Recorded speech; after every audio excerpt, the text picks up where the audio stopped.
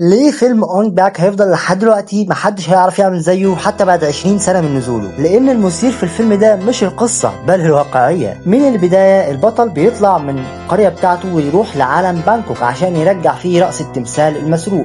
كل ضربة وكل حركة سواء بالركبة أو بالكوع ما فيهاش أي خدع سينمائية أو CGI. توني جا أصر إنه يعمل كل الحركات بنفسه بدون أي دوبلير. يا معلم النار مسكت في رجله حرفيا، ولكن كمل المشهد عشان المشهد يبان واقعي قدام الكاميرا. اللي ناس كتيرة جدا ما تعرفوش ان توني جا والمدرب بتاعه قعدوا سنين قبل الفيلم يحاولوا يطوروا الحركات دي ويتمرنوا عليها عشان تبان واقعية وكلاسيكية بالمرة وتبان احترافية جدا قدام الكاميرا. وعشان كده فيلم اونج باك هو بس ما اتشهرش عالميا، لا ده غير فكرة الناس كلها لصناعة الاكشن في السينما. وبالرغم ان السنين بتعدي وتوني جا بيروح لهوليوود، ولكن عمره ما قدر يعمل فيلم زي فيلم اونج باك بنفس المهارة والحركات اللي كان بيعملها بجسمه.